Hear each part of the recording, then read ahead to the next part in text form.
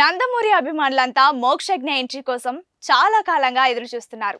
ఈ ఏడాది మోక్షు ఎంట్రీ ఉంటుందని, హీరోగా ఓ సినిమా చేయడం ఖాయమని అనుకున్నారు. ప్రశాంత్ వర్మతో సినిమా పూజా కార్యక్రమాల వరకు వెళ్లి ఆగిపోయింది.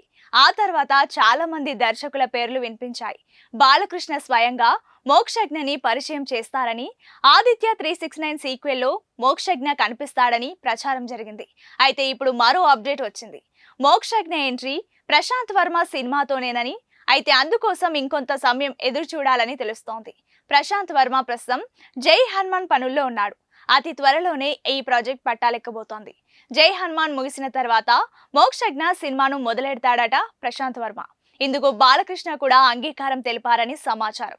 ఈలోగా మోక్షజ్ఞ నటన తదితర విభాగాల్లో మరింత శిక్షణ తీసుకుంటాడని తెలుస్తోంది. జై హనుమాన్ చాలా పెద్ద ప్రాజెక్ట్. ఎలా కాదన్నా 2025 మొత్తం జై హనుమాన్ తోనే సరిపోతోంది. అంటే మోక్షజ్ఞ ఎంట్రీ కోసం మరో ఏడాది ఆగాల్సిందన్నమాట.